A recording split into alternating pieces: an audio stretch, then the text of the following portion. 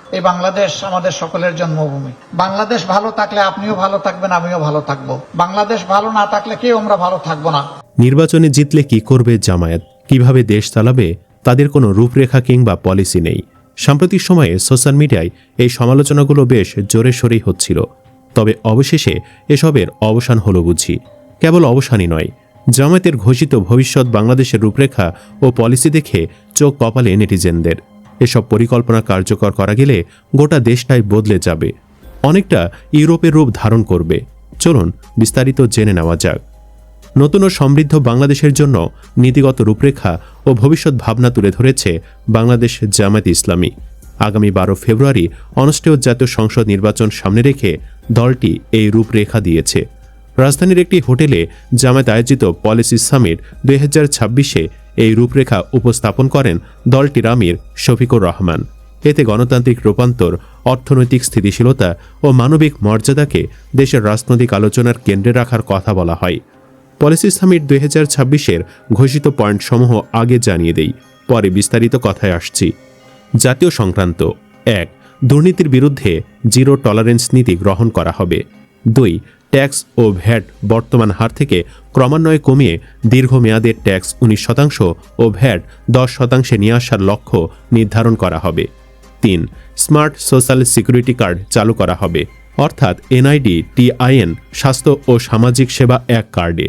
4. আগামী 3 বছরে সব শিল্পে গ্যাস, বিদ্যুৎ ও পানির চার্জ বাড়ানো হবে না। 5. বন্ধ কলকারখানা পাবলিক প্রাইভেট পার্টনারশিপে চালু এবং 10% মালিকানা শ্রমিকদের দেওয়া হবে। 6. ব্যবসাবান্ধব পলিসি তৈরি করা হবে, সহজ লাইসেন্সিং ব্যবস্থা গ্রহণ করা হবে। 7. ক্ষুদ্র ও মাঝারি কৃষকদের জন্য সুদবিহীন ঋণ সুবিধা দেওয়া হবে। শিক্ষা সংক্রান্ত: 8. গ্র্যাজুয়েশন শেষে চাকরি পাওয়া পর্যন্ত সময়ে 5 লাখ গ্র্যাজুয়েটকে সর্বোচ্চ 2 বছর মেয়াদী মাসিক সর্বোচ্চ 10,000 টাকা সুদমুক্ত ঋণ প্রদান করা হবে। 9. মেধা ও প্রয়োজনের ভিত্তিতে 1 লাখ শিক্ষার্থীর জন্য মাসিক 10,000 টাকা সুদমুক্ত শিক্ষা ঋণ দেওয়া হবে। 10. প্রতি বছর বিশ্বের সেরা বিশ্ববিদ্যালয়ে পড়াশোনার জন্য 100 শিক্ষার্থীকে সুদমুক্ত শিক্ষা ঋণ দেওয়া হবে। গরিবের মেধাবী সন্তানও যেন হার্ভার্ড, এমআইটি, অক্সফোর্ড, কেমব্রিজে পড়তে পারে। 11. ইডেন, বদরুন্নেসা ও হোম ইকোনমিক্স কলেজকে একীভূত করে বিশ্বের সর্ববৃহৎ নারী বিশ্ববিদ্যালয় প্রতিষ্ঠা করা হবে। 12. জাতীয় বিশ্ববিদ্যালয়ের অধীনস্থ বড় কলেজগুলোকে বিশ্ববিদ্যালয়ে রূপান্তর করা হবে। 13. সব নিয়োগ হবে মেধাভিত্তিক। স্বাস্থ্যসেবা সংক্রান্ত: 14. 60 বছরের ঊর্ধ্বে বয়স্ক ও 5 বছরের নিচে শিশুদের জন্য বিনামূল্যে স্বাস্থ্যসেবা প্রদান করা হবে। 15. 64 জেলায় 64টি বিশেষায়িত হাসপাতাল প্রতিষ্ঠা করা হবে। 16.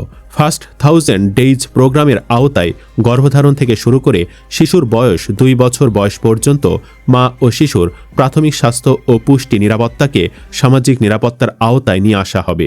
তরুণদের জন্য পরিকল্পনা: 17. দক্ষ জনশক্তি ও জব প্লেসমেন্টের জন্য নতুন মন্ত্রণালয় প্রতিষ্ঠা করা হবে।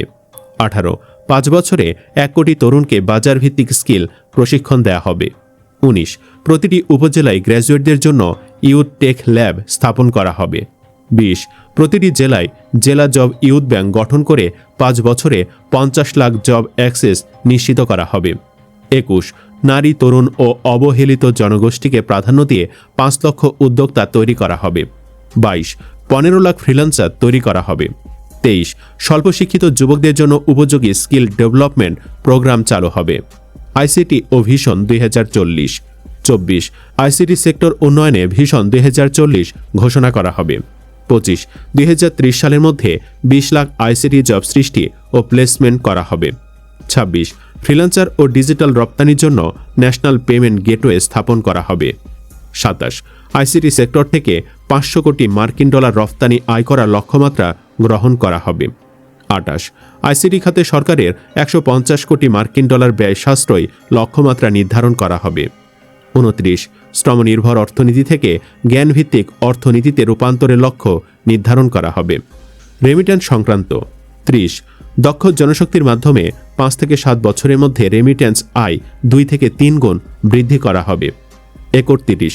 অর্থনৈতিক রেমিটেন্সের পাশাপাশি প্রবাসী বাংলাদেশি প্রফেশনাল, গবেষক, শিক্ষকদের দেশে নিয়ে আসা হবে ইন্টেলেকচুয়াল রেমিটেন্স হিসেবে। পলিসি সামিটে উপস্থিত ছিলেন বিভিন্ন দেশের রাষ্ট্রদূত, রাজনৈতিক দলের শীর্ষ নেতৃবৃন্দ, বুদ্ধিজীবী, শিক্ষাবিদ, বিশিষ্ট সম্পাদক ও সাংবাদিক নেতৃবৃন্দ, গবেষক, প্রফেশনাল সহ বিশিষ্ট ব্যক্তিবর্গ। তাদের সামনে শফিকুর রহমান বলেন, দীর্ঘদিনের কর্তৃত্ববাদী শাসনের পর বাংলাদেশ এখন একটি সংবেদনশীল গণতান্ত্রিক রূপান্তরের মধ্য দিয়ে যাচ্ছে। এই পরিস্থিতিতে আসন্ন নির্বাচন শুধু একটি রাজনৈতিক আয়োজন নয়, বরং 18 কোটির বেশি মানুষের দেশের জন্য শাসন ব্যবস্থার নতুন দিশা নির্ধারণের একটি গুরুত্বপূর্ণ মুহূর্ত। বর্তমানে দেশের সামনে সবচেয়ে বড় চ্যালেঞ্জ টিকে থাকা নয়, বরং স্থিতিশীলতায় বড় চ্যালেঞ্জ বলেন জামায়াতের আমির। তিনি বলেন, শিক্ষিত তরুণেরা শিক্ষা অনুযায়ী কাজ খুঁজে পেতে হিমশিম খাচ্ছেন।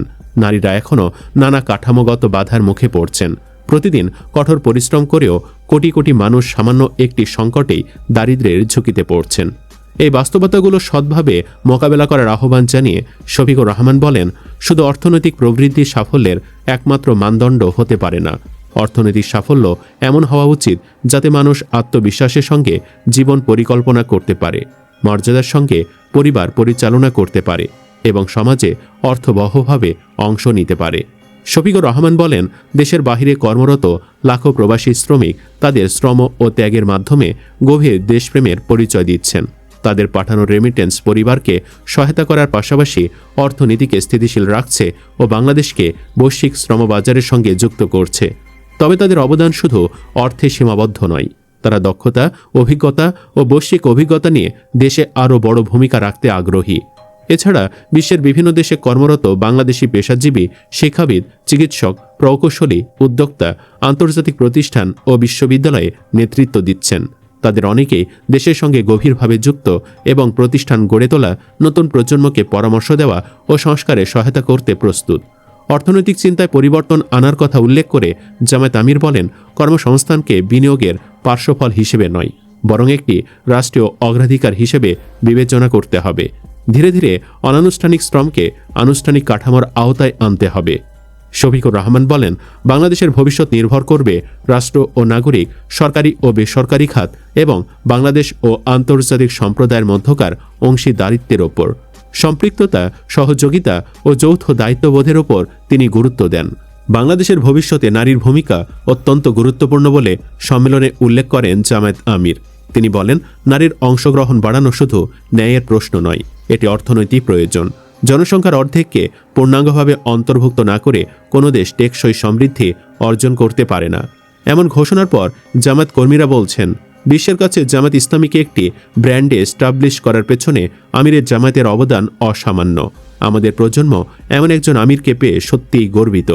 জামায়াত ইসলামী এখন পলিসি সামিট করতেছে।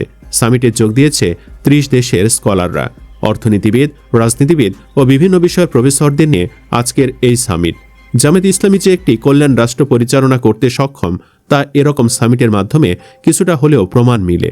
আমির এখন শুধু জামায়াতের আমির হিসাবে পরিচিত না, তিনি এখন জনগণের আমির।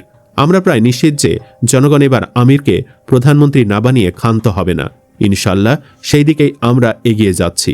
তারা বলছেন, দারিদ্র্যমুক্ত দেশ গড়তে হলে দাড়িপাল্লায় ভোট দিন, সন্ত্রাসমুক্ত করতে হলে দাড়িপাল্লায় ভোট দিন, দুর্নীতিমুক্ত দেশ গড়তে হলে দাড়িপাল্লায় ভোট দিন, সুন্দর একটি দেশ গড়তে হলে দাড়িপাল্লায় ভোট দিন, ইনসাফ প্রতিষ্ঠিত করতে হলে দাড়িপাল্লায় ভোট দিন, ইনশাল্লাহ হবে জয়। আরও বলছেন, আমাদের 18 কোটি মানুষের নতুন প্রজন্মের জন্য আগামী নির্বাচনে জামায়াত ইসলামী ছাড়া কোনো বিকল্প নেই, কেননা বাংলাদেশ একমাত্র জামায়াত ইসলামীর কাছে নিরাপদ থাকবে।